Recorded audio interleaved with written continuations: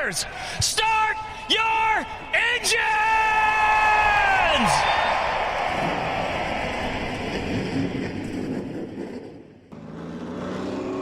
Yellow's out. Managed just about outranked him. And she busted her. What's up, everybody? The green flag is out, and we are ready to roll 3 wide with DJG. Welcome to 3 Wide with DJG. Before we get started tonight, I wanted to give you all a rundown of our show and what we hope to bring to all of you. 3 Wide with DJG brings the latest news from short track racing to the 3 Series of NASCAR. Hosted by DJG drivers Dakota Dean and Jarrett Widener, and joined by multiple guests, this podcast will bring unparalleled perspectives when discussing the previous races, the latest news and rumors, or sharing our opinions. 3 Wide with DJG is the go-to podcast for every race fan. You can listen to our newest episode anywhere you listen to your favorite podcast. Today's episode will be our pre-race coverage of the 50th running of the Winchester 400, where drivers will fight the high banks of the world's fastest paved half-mile, Winchester Speedway. We will provide the latest news of this weekend, speak with a former Super Late Model team member, give our picks for each feature, as well as sharing our own perspectives of the Winchester 400. Our first topic will be the change in the format for the Pro Late Model race. The format that will be ran tomorrow, Friday, will be a 100-lap feature, which will consist of 2 40-lap segments followed by a 20-lap shootout. So first here, I guess I want to just start off with a question is, how do we think that this is going to change the race? I'll go ahead and give my answer to this, but I'll give you some time to think on it as well. So first, I want to kind of compare this to how NASCAR runs their segments in their races. And at first, I didn't like it. I was just, kind of the type of person that wanted to sit down and watch the whole race, whatever. But as I got into it and watched, they get the cars all bunched back up together, and it just creates good racing. Especially, I think this last 20-lap shootout is going to make for a great finish to a 100-lap feature at Winchester Speedway. Yeah, I certainly agree with that. I think it will affect the team strategy a lot. What are they going to do those first 40-lap feature segments? But I do think that the 20-lap shootout will give fans a really good show. Now, do you think that the first 2 segments is going to be a lot of just save your tires, save the car, really, just be there for that last 20 laps, and then just kind of pedal to the metal for the last 20 to see what the car's got? Or I mean, I would certainly think that's what the strategy would be for teams, would be to just really save their equipment, don't get caught up in any mess that might happen in those first 2 segments, and then really just be there for those last 20 laps. All right. So I think next we should take a look at the entry list for this race, and then we can kind of make our picks. So if we want to read down the list, we'll just kind of cover the driver, and we'll go from there. Yeah, so certainly. So our first entry into the Pro Late Model feature for Friday will be Cody Coughlin, Chris Munson, John Beach, James Kruger, Kyle Jones, Egan, Chase Berta. I don't know. So I'm not even going to try and butcher it. Mandy Chick, Billy Van Meter, Jack Smith, Hunter Wright, Wes Griffith Jr., Tanner Jack, Kobe Lane, and a few other strong contenders. So first look at this list. My first instinct is to go with Kobe Lane just because he's a local. He races a lot, and anytime I've ever watched him, he's been pretty strong. He does come from a racing family. His dad's really good. Billy Van Meter is another name that I'm very familiar with. Runs a lot at the Van Meters I've known from Henderson Speedway. Obviously, Cody Coughlin is strong pretty much anywhere you go, whether you like the guy or hate the guy. That's just kind of how it is. I believe Cody Coughlin won this race last year. And as much as I don't want to, I think I'm going to have to go with Cody as my pick to win this year. Yeah, I think he is a very strong contender. Like you said, whether you like him or not, he knows how to be there at the end. I'm going to go with Kobe Lane. I think, he's not someone you would typically think of being towards the front. When you're talking about other names like Tanner Jack and Cody Coughlin, I'm going to go with Kobe Lane for the Pro Late Model win. So next, we will cover the Vors Compact Touring Series. We probably won't cover all the names in the entry list because there was around 50 entries. Yes. So that's a lot. So we'll just kind of call out some of our favorites and who we expect to win. right, and I mean there are some big names. There are people who are leading in points, such as Tom Gosser. Another big name, Terry Eaton Jr., Chris Jennings, Joe Jennings. I'm going to have to say that my pick for this race is going to have to be Kyle Frame. For me, I like Kyle.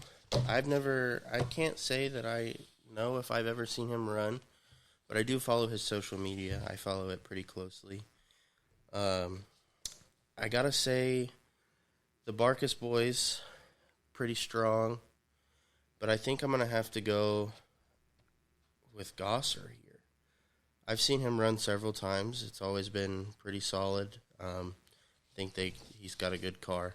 So we'll see how it plays out. I think it's going to be a very good weekend for the Vors Compact Touring Series. I know that 50 cars is a lot to make probably, a 30 car field right. for the feature. That will be Friday night, which we will be there, weather permitting. I know it's supposed to rain, but we'll hope that all that stays away and we can go enjoy some racing Friday night. Absolutely. Now, the next race we're going to cover will be the Modifieds. Again, another large field for this race. Big names in there as well. The ones that come to mind here in the Modifieds would be Jeff Lane, Kobe Lane. I see LB Skaggs, Derek Griffin. A lot of big names. Simply put it for me, I'm going to go with Jeff Lane. He's been very competitive and has ran towards the front at Mount Lawn this year. I think he's a good pick to go with. Now, for me, any of the Burkett or Nestor guys, they're always pretty strong. They do make mod chassis, so they're a pretty well-known group. Kyle Purvis, that name sticks out to me a lot. But, Cody Swanson is also running a modified this weekend, so that kind of caught me off guard. I wasn't really expecting that one. I saw his name today on Race Monitor when I was watching practice times. I think personally I'm going to have to go with Jeff Lane on this one. Pretty much every year that I've been to the Winchester 400, he has ran very, very well. He has always just had one little thing go wrong that caused him to lose the race. I know one year, I don't remember if this was at Lucas Oil Raceway or if this was at Winchester or not, but one of the rivets that held the roof of his car on popped out. So he was having to drive around the track with one hand out holding the roof of the car on. So as you can imagine, that's probably pretty tough to drive a race car with one hand all the time. Right. But yeah, I'm going to have to go with Jeff Lane on this one. All right, our next race will be the Sportsman Series. Big names in there as well, such as Billy Hudson. Looking through here, Evan Varney, Brandon Varney, JP Crabtree, a local around here. I'm going to have to go with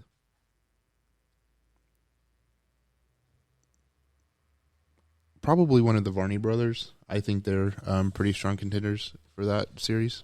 So, I really am not very familiar with many guys on this list. I would say, for me, it's got to be JP Crabtree. I don't really know any of these other names. But because of that, I am not going to pick JP. I'm going to pick some. I'm going to go with Billy Hudson. Indiana native, Fort Wayne. Got to stick with the Indiana boys. Absolutely. So we'll see how that one plays out. All right, our next race on the list is the Street Stocks. Again, big names like Jeff Lane, James Kirby. I'm looking Calvin Parham, JP Crabtree, Andrew Teepee. For this race, I'm going to have to go with Calvin. He is a local guy. I've seen him compete previously, and I just think he's going to be a strong contender. For the Street Stocks, I think I'm going to have to go with Andrew TP here or Jake McElfresh. I know those are two names that not a lot of people that I associate with, it's not someone that they talk about. I'm sure Jeff Lane will do fine. I'm sure that Calvin Parham will do all right as well. But I think I'm going to have to go with Andrew TP on this one. And last but not least, the biggest race of the weekend, the Winchester 400. As of October 12th, there have been 29 cars entered. This is going to be an easy pick for me. I'm not sure how well he's going to run. He doesn't seem to have been having some good luck recently. But my pick for this race, Stephen Nasse. I, myself, am a Stephen Nasse fan. But I'm going to go ahead and go down the list. I'm going to name off everybody, and then I will make my pick. So, first off, we have Cody Coughlin, Chris Munson, John Beach, Scotty Tomasic, Dalton Armstrong, Caden Lapsevich, Sammy Smith, Brandon Oakley, Eddie Van Meter, Jack Smith, Chandler Smith, Rick Turner, Dusty Williams, Tommy St. John, Albert Francis, Jake Garcia, Hunter Jack, Colby Lane, Dakota Stroop, Stephen Nasse, Evan Varney, J.P. Crabtree, Carson Hocevar, Brandon Varney, Corey Heim, Jaron Crabtree, Austin Thom, Josh Ebert, and Kyle Crump. This is a tough pick. Like you said, I want to go with Stephen Nasse, but he has had a rather tough year this year. Now, I'm going to say that a lot of it has to do with this is his first year with his new team. So they're probably they're working out some rough edges here. Cody Coughlin will be a tough one to go against, I believe. He's always in the supers a tough person to beat. Then you also have some NASCAR Truck Series drivers. You have a couple of them. You have Colby Lane again. But I think here I'm going to have to go with probably Chandler Smith. Part of me wants to go with Carson Hocevar. He's a very good super late model driver, but he has a knack for taking people out. I don't want to say whether it's purposeful or not, but I know a race I was watching, was it the All-American 400 last year that you guys were at, that he was running second most of the race, and on one of the restarts, he took himself and the current leader out, and it was just ended the day for both of them. So I think I'm gonna have to go against him here. I think he won the Red Bud last year at Anderson Speedway. He was in it this year, but got taken out. All around good driver. I like the dude, but and I just looked to see who won last year because I forgot. Carson Hocevar. Yeah. The Winchester 400. So he is the defending Gotcha. Winchester 400 winner this year. So we know it's possible for him to win it. It's just will he do it back to back? Right. So. All right. So now that we have our picks, we would be interested in hearing yours. If you want to share those on our social media pages, you will find those social media platforms in the description of this episode. But I think it's a good time to jump in to share our 400 weekend experiences as it is the opening day for the weekend. So how do you feel about Winchester 400 weekend? Is it something that you look forward to every year? How does this weekend make you feel? If I'm going to be completely honest, this weekend makes me feel like a little kid around Christmas time. I think I started going to the Winchester 400 in 2016. I was a senior in high school. No, sorry. I think I had to be going before that. I don't remember, but every year it's just been, there's so much, I don't even know the word to use, but just leading up to it, it's such a huge race to me. Now, I know that there's bigger races out there, or comparable races, You have the Snowball Derby in December, but Winchester, for me, because it's a race that's close to home, it's not that big of an issue for me to go to. I don't have to, you know what I mean? Right. But like I said, it's just like a little kid around Christmas. It's hard to sleep the night before because, you're going to go hang out at a racetrack all weekend and be with your friends and, drink some beer or whatever. But you get to watch racing all weekend. Right. And I was just looking at my phone here because I have a few pictures with Chase Elliott and Eric Jones. And this was in 2015, and I remember it very vividly, and this is very embarrassing, but I'm willing to share it for the show. So the night before, I had found out for whatever reason that Chase Elliott and Eric Jones were going to be running in this race. And at the time, I guess it holds true now, it was being advertised that it was going to be one of their last short track races as a driver, because both of them were moving up into the Cup Series. I remember Chase Elliott was driving the 24 at this time, getting ready to jump into the 9. And I had asked my parents, hey, can we please go Sunday? I really want to have a chance to meet them. Because I'm a huge Chase Elliott fan, that's no secret. And I really wanted to meet someone I look up to. And they were like, I don't think it's possible. It's just last minute, and we had plans. I was so upset that I did cry, because, like you said, this race has the reputation that it has, and it's something that I really wanted to go to, and everything was just there. And I remember going to bed and waking up the next morning really early. They woke me up, and my dad's like, get dressed, let's go. We're going to Winchester. And I've never felt that feeling in a long time since then. It's just so much excitement, and, what am I looking forward to? And it's just something I cannot put into words. And, the whole car ride there, it was just, how big is this, and then you get there and you get out of the car, you walk up to the track, and it's not until you walk through the gates and you walk past that sign that says, only the bravest drivers enter, and you actually see the track for the first time, and you're like, holy shit, what is this, It's hard to understand the track, until you see it, like you said. You don't understand just how high the banking is. Like it's I would say comparable to like the super speedways of NASCAR. Like if you were to try to walk up it, you would definitely struggle quite a bit. Right. But I want to say that another thing that I think Winchester adds, as at least from a fan's perspective, to the race weekend, is that prior to the big 400 lap super late model race on Sunday, they have all the cars lined up on the front stretch. At least they have in the past. And they allow the fans to go out on the track and get up close to the cars and kind of, see the drivers. And it's just it's a very neat experience that I think a lot of short tracks should invest. I don't necessarily say invest in, but I think they should try it. I think getting the fans involved as much as you possibly can, letting them know that they're appreciated. Because for me, granted, I didn't really get into racing until I was late teenage years, but, once, getting close to the cars and being able to see these machines that drive 100+ miles an hour for 400 laps, and they're bumper to bumper, door to door, and just being able to meet the drivers that control these things, it's an experience that I can't say I'll ever forget. Yeah, absolutely. I mean, again, same with me.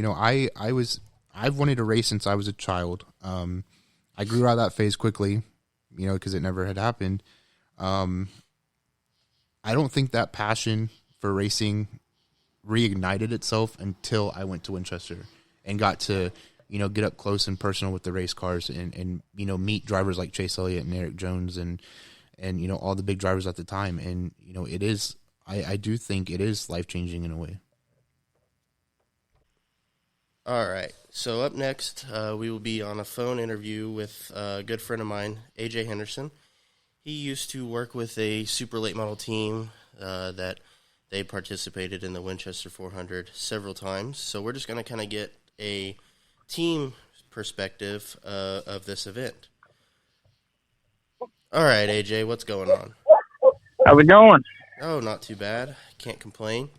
So we're just going to ask you some questions here to kind of get a team perspective of Winchester 400 weekend, just to kind of see how it differs from just an ordinary spectator's point of view and all that stuff.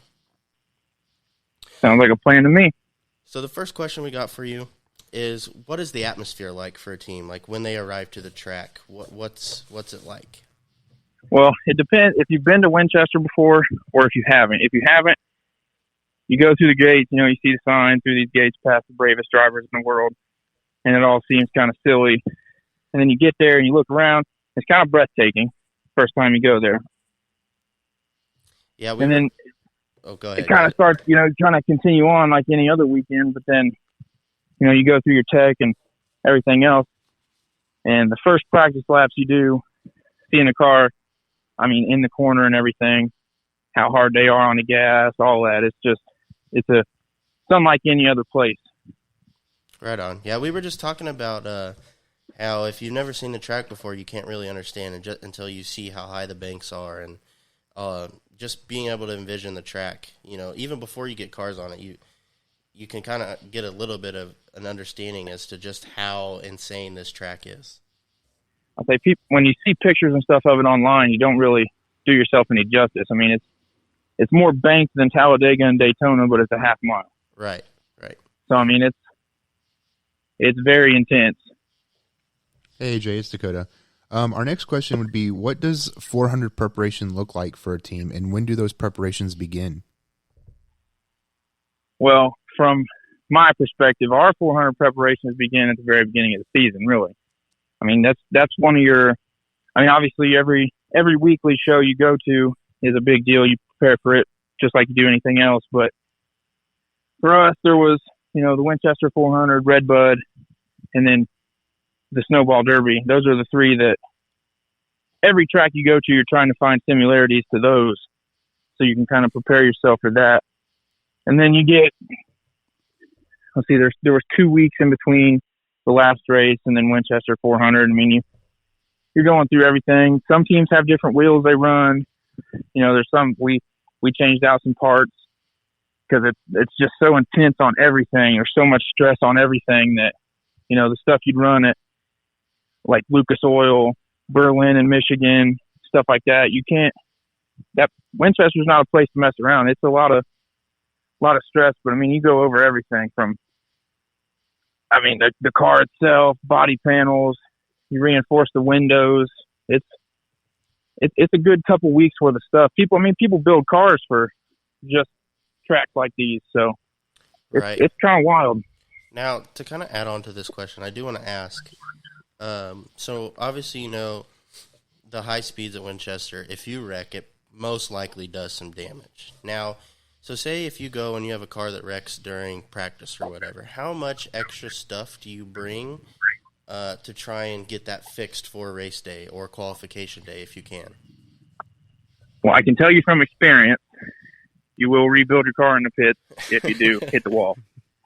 No matter what, even if it's just the lightest hit you've ever seen in your life, you're like, oh, that's nothing.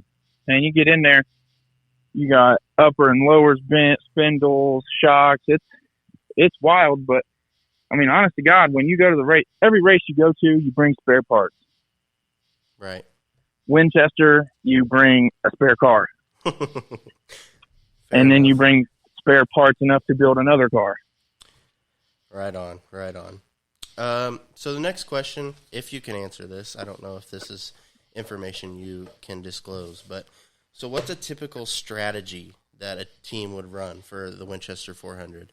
Now, I know obviously the main goal is just be there at the end, but what does getting to the end look like? Well, from experience, you try to lay back. A lot of people do it different. I've seen people do it, let's ride for 300, let's ride for 325. What main goal is you try not to go laps down. Once you go, especially Winchester, you can start going laps down. It's not like NASCAR where it's easy to position yourself to get laps back. It's a tough atmosphere anyway, but most people, I'm sure Stephen Massey's strategy is a little different from someone that's 15th place. He's let's lead the whole thing. I'm going to be out here. Somebody else might have a strategy where you ride for 300 laps, try to sit about 10th, and then the last 50 laps, depending on the race, you're going to have 4 cautions. I'd give it 3 or 4 cautions in the last 50. And most of the time they're front running cars. So it's all big guessing game where you want to be, what you think. And then pit strategy plays into that. You generally just do what the leaders do. It kind of sounds cheap, but. So to tag along that, how do you go about keeping your driver patient in those situations? Because I feel like for some people it's probably really hard that it's just like, I want to be up front. I want to be battling for the lead. How do you get somebody to be okay with running back towards the back or, mid-pack for 300 out of the 400 laps? It's honestly a tall task to do because anybody who's ever been in a car can tell you they just want to go. Yep. And it's hard to – you got to really drive it in, through practice and stuff, do your race runs. And then in the race, for the beginning, we'll say 50 laps, you're going, see what the car has. And then you see what your car has. If your driver is capable of, easing it up and taking it easy, then you do that. But you just got to constantly, you're on the radio constantly, like, hey, it's only lap 75, we ain't got to run this hard, let's not get in the mix with these people, just let them go a little bit. You just got to, and a lot of it plays into who you're around. I hate to, be like that, but there's people on the track when you're passing them or they're passing you that, in the back of your head, if you fight too hard, any little thing, most people, if you just get loose a little bit and barely touch them, they're like, oh, well, I'm junking you. Right. And you don't want that on lap 80. So it's kind of knowing who's going to race you clean and who's not. Yeah. And most of the people at Winchester this weekend are going to be, they're all on that same mindset. So chances are they're not going to wreck you on lap 80 for a minor incident, but it's any given day. You never know what kind of mood they're in. Right. Right. Certainly with it being the Winchester 400, one of the biggest races of the year, I think patience is going to be a key and how much a driver is going to let slide. The next question that I had was when a team approaches Winchester, how do they go about doing that if they want to, qualify for the Snowball Derby 2 months later? Well, you got to take care of your car. Most people, your big teams, if they're going to run a Snowball Derby, they've got a car set aside for the Derby pits. Yet again, the Snowball Derby is one of them tracks where you can run your, lighter brakes, lighter hubs, lighter wheels, lighter everything. And at Winchester, a lot of guys 3D print stuff to put on cars for the Snowball Derby. If you go to Winchester with 3D printed spoiler braces, you're going to have a bad day. You're going to be changing them. Right. So a lot of the teams, like I'm sure Steven has a car they're preparing strictly for the Snowball Derby. And I'm sure most of the other people that are bigger teams like that have another car just for the Snowball Derby. But qualifying at Winchester it's wild. You never know what's going to happen. And if you've ever been to the Derby, the Snowball Derby is like a whole other ball game. It's wild. So that kind of answers my question, but I'm going to go ahead and ask it anyway. So from your answer right there, it obviously sounds like the Snowball Derby is a much bigger race than the Winchester 400, right? Am I wrong in saying that? No, you'd definitely be correct. Okay. So I guess how much bigger? I know like you and I have talked before where like a full week of preparation at the track kind of goes in before the Snowball Derby. I believe you told me one day is set aside specifically for just doing tire stuff. Yeah, trying to think of the days here. Tuesday or Wednesday, you pull in, it's nothing but parking all day. you don't even get cars out, nothing. And then the next day is strictly tech for like 6 hours straight, and then you practice, and then the most intense night in the snowball derby is Friday. But you don't really have that for Winchester. They used to be a bigger deal, and it fell off for a little bit. And over the last 4 or 5 years, it started to come back up. And I think before too long, it'll be back to what it used to be, where you get 50 cars to come run the Winchester 400. And I don't know if it'll ever quite reach the marquee event that Snowball Derby has, but I think it may come close. Right. The last question I had was really geared towards a one-car team, a team that doesn't have those spare cars or those backup cars for, the bigger races like the Snowball Derby. So as a team, as a driver, would you approach Winchester 400 with a more conservative mindset about saving, their cars and their equipment for the Snowball Derby? Or, is it, one of those deals where, they're focused on the Winchester 400 and, what it might mean to win that race? Yeah, as a smaller team, from my experience, you're there at the Winchester 400. You may, have a thought, let's do the Derby, let's do this. But when you're, and most races are like this, but the one-car team, small teams, they're probably a little more. When you get to the Winchester 400 with all those cars, it's just, I'm wide freaking open. I'm going for it and giving it everything because, maybe you do go up there and you run top 3, top 4 with the big dogs. I think a lot of little teams think of it that way instead of, I need this car for blah, blah, blah. But at the same time, they are going to be more like, need to be more cautious about this because if I wreck, it's expensive to fix. But for the most part, I think it's, and I've always said it, you're just wide open, you go, and you just hope for the best, really. Right on. Well, I think that's all I had. Dakota, do you have anything else to add? Yeah, before we let you go, I was going to ask, do you have any picks for this weekend, or, is there somebody that you're going to be looking forward to winning these races?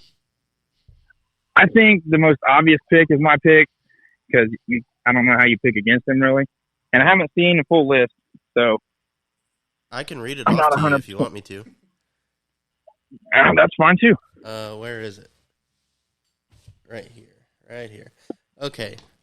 So, starting from the top, we have Cody Coughlin, Chris Munson, John Beach, Scotty Tomasic, Dalton Armstrong, Caden Lapsevich, Sammy Smith, Brandon Oakley, Eddie Van Meter, Jack Smith, Chandler Smith, Rick Turner, Dusty Williams, Tommy St. John, Albert Francis, Jake Garcia, Hunter Jack, Colby Lane, Dakota Stroop, Stephen Nassy, Evan Varney, J.P. Crabtree, Carson Hosevar, Brandon Varney, Corey Heim, Jaron Crabtree, Austin Tom, Josh Ebert, and Kyle Crump. I'm going to give you my 2 personal picks first, who I really want to see win the race and who I do believe will have a chance, is Eddie Van Meter and Tommy St. John. That's who you want to see win the race? That would be my 2 personal want to see win the race. Okay. Now, who I think probably has the best shot, obviously, Stephen Nassy. Caden Lapsevich, the dude's a wheelman. He was there last year. And I will say this, any Van Dorn car, they've been so strong this year. Fast. Has a chance, but I think if it came down to putting my money on somebody, I would have to pick Stephen Nassy. I mean, I think a lot of other people would feel that way too. Right.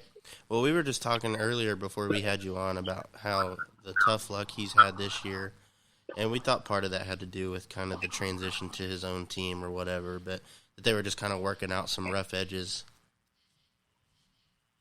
Yeah, I mean that'd be tough going from, where he ran with Jet all the time. It's a change going to your own thing, but I think they handled it really well, and he has had some bad luck, but I think they've now got it figured out, and I think they're going to pull through at Winchester and then gain some decent momentum to go to the Derby. Well, I sure hope so. He's my pick, so. Well, I figured he was your pick. All right, AJ. Well, I think that's all that we have for you. We just want to say thanks for coming on and answering our questions. We really appreciate it. Maybe I can do it again sometime. Absolutely. All right, I'll talk to you later. So to kind of wrap up our talk about this year's Winchester 400, I just wanted to mention a few names that we're used to seeing at Winchester 400 at Winchester on 400 weekend. First off, Jack Dossie III, who I believe is no longer really involved in asphalt racing in general. He's been racing dirt. Second, Greg Van Alst, who I've seen run for years now. I'm not sure if he's totally out of the super late model scene, but I know he's been running a lot of ARCA. I believe he has 3 ARCA cars now, one for super speedways, one for like mile and a half, and then he also has a short track car. And then lastly, Zachary Tinkle, who, as far as I was aware at the beginning of the season, said he wasn't going to be racing very much because his dad had some health issues going on. So we hate to hear that, but I also know that he's been running some ARCA this year. Not sure how well that's going for him. I haven't really kept up with a whole lot of ARCA this year, but wish him the best. Wish all 3 of these racers the best, since we won't be seeing them this weekend. They will sure be missed at the racetrack, that's for sure. Absolutely. And before we move to closing out the show, Jack Dossie is somebody that I've have been looking forward to seeing at Winchester Speedway for the Winchester 400 for the past few years now, since I've been going. So it is going to be different not seeing these drivers, but as you said, we wish them the best of luck and whatever futures they continue to have in motorsports. To close out our episode tonight, we just wanted to talk about some most recent updates in motorsports. We find out today that Tony Stewart will begin a NHRA operation with drivers Leah Pruitt and Matt Hagan competing in 2022. We also had, let me find it here, announcement made earlier this week that Rick Ware Racing will be joining Ford and Stewart Haas Racing, as well as Roush Fenway Engines for 2022. It looks like, according to this NBC Sports article, that their partnership with Roush Yates will go through the 2023 season. And Ware says that he will have 2 cars and is looking for a 3rd car to run next season, but that he's not quite yet ready to run a 4th car as they have been this year. Now, this next topic is one that I've been looking forward to as well. I wanted to hear your reaction from last Sunday's race from Charlotte Roval and all the excitement that took place. Well, while this isn't necessarily short track racing, it was a very interesting race, to say the least. I personally have not, in the past, been a fan of road course racing. I still prefer oval racing over road course racing, but I will say that the NASCAR Cup Series has made it somewhat enjoyable this season. I think the Indianapolis road course, the drivers will tell you the exact opposite because it tore up a lot of race cars. They probably hated it, but I enjoyed the race. The race last weekend at the Roval was very interesting. We saw, was it in the final stage when Kevin Harvick appeared to dump Chase Elliott on purpose? Whether that was intentional or not, we may not ever know, but from the sound of the video, it seemed very intentional. Now, to me, that seems like it was payback from Bristol. I think that's a safe bet to place. my opinion on this right here is that I think that completely wrecking somebody and potentially junking their car is totally different than blocking or whatever Chase Elliott did to keep Kevin Harvick from winning the race at Bristol. Right. Now I know Chase did door him on the way back by or whatever. But the way I look at it is Kevin Harvick still advanced to the next round of the playoffs. English is hard. So while it really didn't hurt him all that much, I still understand his frustration. But Leading up to Charlotte Roval. Yes. So I think Kevin Harvick saw that opportunity at the Roval and felt he had to take it, which I understand. He felt he owed someone some payback, considering post-race at Bristol, that really didn't ever get settled. Right. At least it didn't appear from television. Right. So as it turns out, it really didn't hurt Chase's car all that much. No, and it's very similar to last year when Chase, missed that first turn, put it in the wall. I certainly thought that his race was over. And him and his team managed to come back and win that race or whatever race that was. Was it the last Roval race? I don't quite remember. But that happened. Everyone knows about that and saw the redemption that team had. Now going into Charlotte Roval, Kevin Harvick and Chase Elliott were still in the playoffs. Chase Elliott still being in the playoffs. Kevin Harvick did not advance to round of 8. I understand emotions are high, especially during playoffs. There's a lot on the line. I don't think what Kevin did was right, but he obviously made that decision to do whatever he felt was right. Now, before you continue, let me say that there's a totally different, if he would have just nudged him enough to move him out of the way to go around him. I agree. Sure. But I agree. It's not like to me, it seems like he literally just tried to take him out of the race. I agree. Yeah, I agree. And that's why I'm saying I don't think it was right and, and all that. But he did what he did. And at first, we were on our, we were panicking a little bit. We didn't think Chase was going to be able to come back and advance. I was definitely rooting for Brad Keselowski that race to make something happen so that, Kevin would not go through. Now from, the devil's advocate point of view, I certainly think Kevin did whatever he did a lot earlier in the race than he should have if he wanted to hurt Chase's playoff chances because they were both still in it. Anyway, he gave He gave Chase too much of an opportunity to absolutely turn things around. Right. There's still a lot of laps left in that race. Now let me be clear here. I personally am a Ford guy. I like Ford. I drive a Ford. I personally prefer Ford over Toyota and Chevy, at least in racing. And I had a lot of respect for Kevin Harvick. Yeah. I do. He's a driver. He showed it last season that he could go out and win races. But after that stunt at the Roval, I lost a lot for him. Yeah. But I'm also a huge Kyle Larson fan.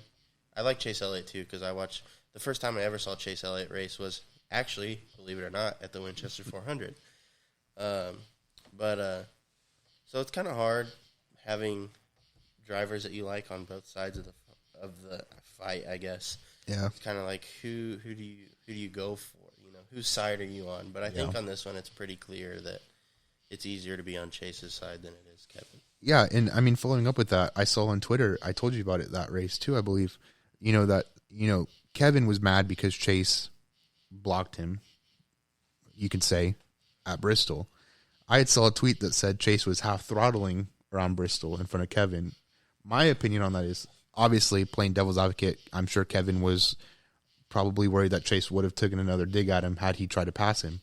But from a racing standpoint, I feel like if you can't get around a car that's half throttling and you're giving it all you got, that's kind of on you.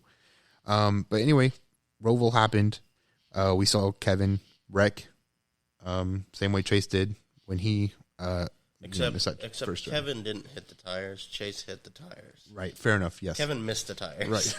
And put it right into the safer barrier, which eliminated him from the playoffs. So after Roval, I'm looking at the playoffs here, and I just want to go through them real quick. Kyle Larson is up 42 points from the cutoff. Denny Hamlin's up 7. Martin Truex is up 6. Ryan Blaney is on the bubble with 1 above.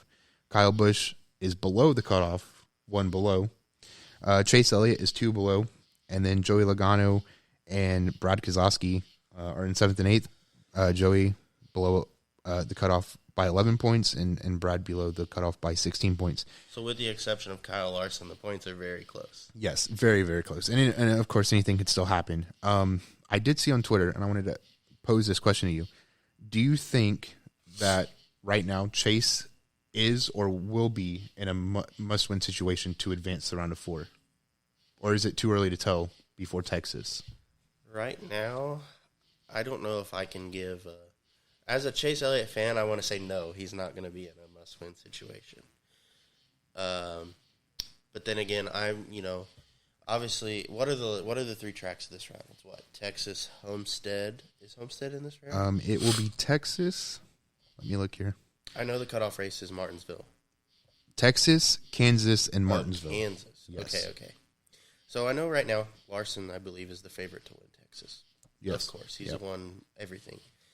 But I think Hendrick Motorsports will put Chase in a good position. I don't think that they will do everything they can to have Chase win a race. And I think if it came down to it, if Chase and Kyle Larson or whatever were battling for 1 and 2, I think Larson would probably let Chase have it. Part of me wants to say he would. Whether that's right or not, I don't know. But I would like to see Chase get out of a must-win situation. Fair enough, yeah. I think William Byron last weekend at the Roval showed that, just because you're in a must-win situation doesn't mean it can't happen. He had a very, very, very good car at the Roval. It just didn't work out for him. Right. So, while it seems very unlikely, it definitely can happen if you're in a must-win situation. I just think it would be nice as a driver to not have that extra stress. Obviously you can never be too calm in the playoffs. You can't let your guard down, but at the same time, being super stressed out of it, which would potentially push you to overdrive the car and wreck yourself. Kevin Harvick. Right. But fair enough. The last topic that I have, and I'm not sure if you are really familiar with it, but I told you before we came on that silly season and the off season after we conclude this season at Phoenix is going to be a very crazy one. We've seen a lot of movement, drivers leaving one team for another. We're still in the height of producing the next gen race cars following the test that concluded today, I believe, at Charlotte Roval. So there's a lot of stuff going on, and one team that I'm a fan of that, if you follow me on social media, is no secret.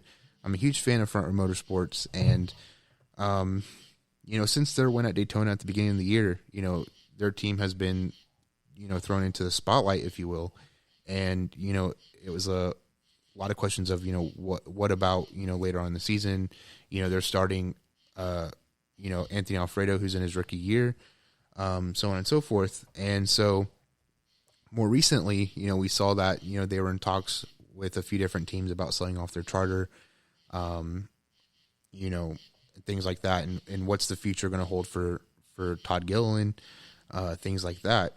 Bob Pockris tweeted the 13th, so yesterday, that sources, and I quote, sources indicate 2311, their tentative deal for a charter from Front Row has collapsed as Front Row has walked away from their final talks. One option for 2311 likely is to talk with Spire, right? Or Spear? Spire. Thank you. Which is expected to have at least 2 charters in 2022. He then concludes that tweet saying Front Row Motorsports could remain a 2-car cup team in 2022. I find that very interesting because especially last night, I saw a lot of race fans suggest that Anthony Alfredo would be cut from the team, and it would open the door for drivers like Matty D to potentially replace him. Do you have any theories of your own? I guess not really any on this particular topic, but I do want to speak about Matty D. I love Matty D. Now, can I tell you why? No, not really. I just really like the guy. He's a super cool guy. I do follow him on social media. I do hate that as it stands right now, he doesn't really have anything going for him next year. So I do hope he... Nothing confirmed. Yes. But he has said, on social media that he has been in talks with a few teams. So hopefully, I'm rooting for the guy too. I'm hoping that, he could figure something out for next season. Right. I guess I just want to conclude that front of news regarding Front Row Motorsports. Again, I'm a huge fan. I root for him every week. I just want to say, if anybody from Front Row Motorsports is listening, please, for the love of God, give Todd Gilliland a ride in Xfinity next year. I know that's been another rumor that they're going to remain, a truck team. They might have an Xfinity car or an Xfinity team. I'm really hoping that's the case. I think Todd Gilliland has shown this whole season and last season that he has what it takes. He's produced results in that equipment. I think he's ready to move up to Xfinity, and I think he has so much potential, and I just really hope that he's able to get the opportunity to show his potential, but also stay with Front Row Motorsports. Anything else you'd like to talk about?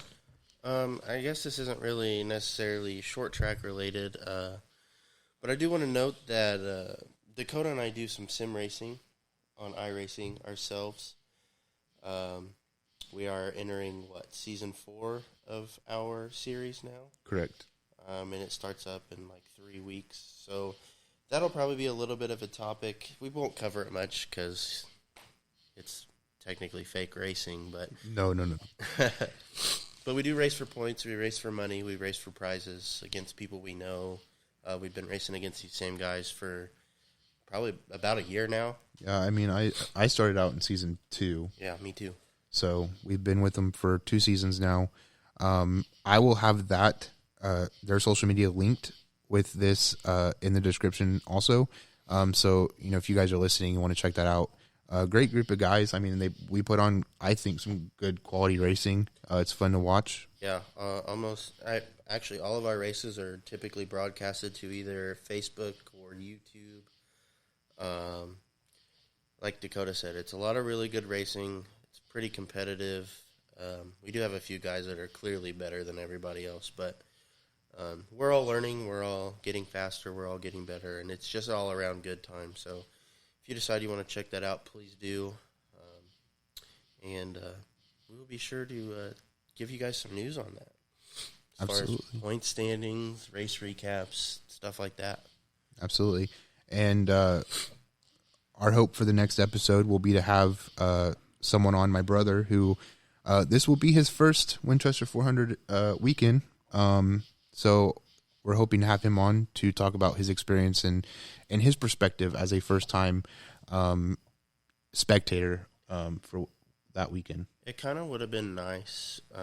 I kind of talked to him about this earlier, but obviously he's not here, about trying to get him on to answer some pre-race stuff, but we're kind of beyond that now. But just to kind of see what his thoughts were going into it versus what they were coming out, to see if his expectations were too high, not high enough. Was it more than what he expected? Right. But if you can make it out to Winchester Speedway for the 50th running of the Winchester 400, there will be races Friday night, Saturday night, and Sunday night, October 15th, 16th, and 17th.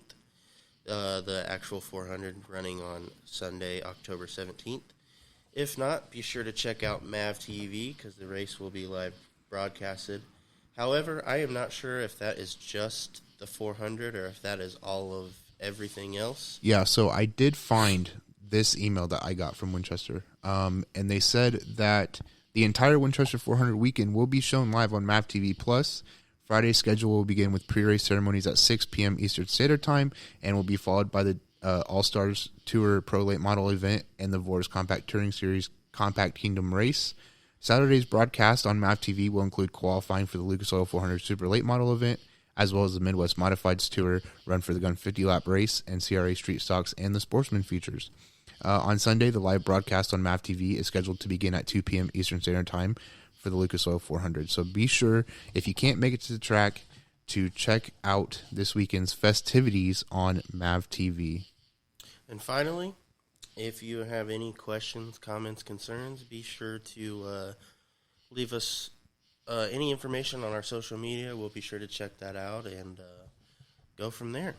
We appreciate you for listening, and we hope you continue to do so for episodes coming in the future. Absolutely. Thank you so much.